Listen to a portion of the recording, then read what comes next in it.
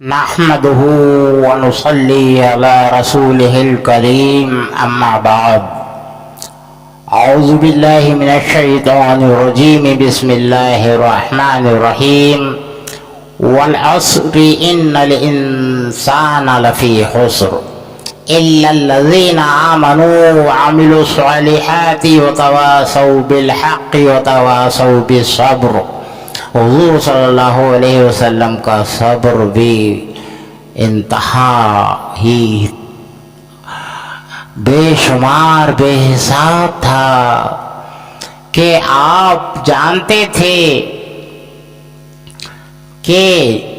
یہ منافق ہیں،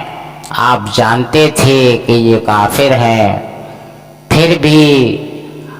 آپ ان سے رابطہ نہیں قطع کرتے تھے، قطع کلامی نہیں کیا کرتے تھے، بس دور سے رغبت رکھتے تھے، دور سے سلام کرتے تھے۔ لہذا یہ ہے کہ قطع تعلق کی کہیں گنجائش نہیں۔ ہاں، اگر ابو جہل، ابو لہب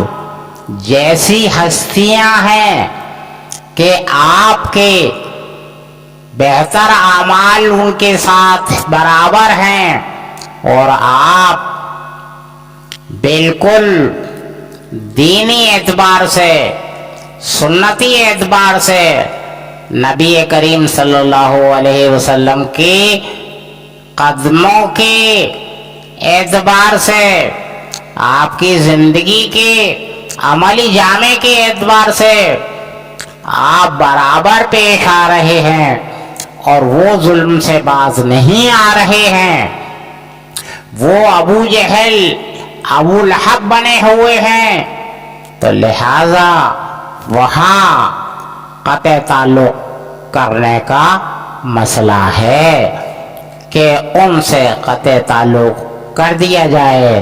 کیونکہ وہ دین و دنیا کے لیے خسارہ بنتے ہی رہیں گے، وہ باز نہیں آئیں گے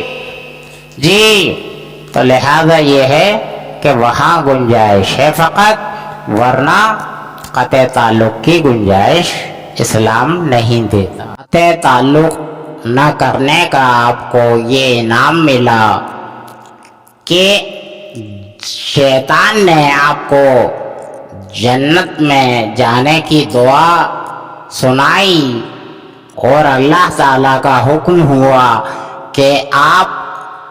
اس ابلیس سے یہ جنت میں جانے کی دعا یاد کر لیں۔ لہذا یہ ہے کہ نبی کریم صلی اللہ علیہ وسلم کو جنت میں جانے کی دعا بھی قطع تعلق نہ کرنے سے یعنی ابلیس سے حاصل ہوئی۔ جب ابلیس نے آپ کو یہ دعا سکھا دی تو آپ سست ہوئے کہ یہ تو جنت میں چلا جائے گا، لہذا اللہ تعالیٰ نے آپ کے علم میں ڈالا کہ ہرگز نہیں جا سکتا، کیونکہ اس کے مرنے سے 40 برس پہلے ہم اس کو یہ دعا بھلا دیں گے۔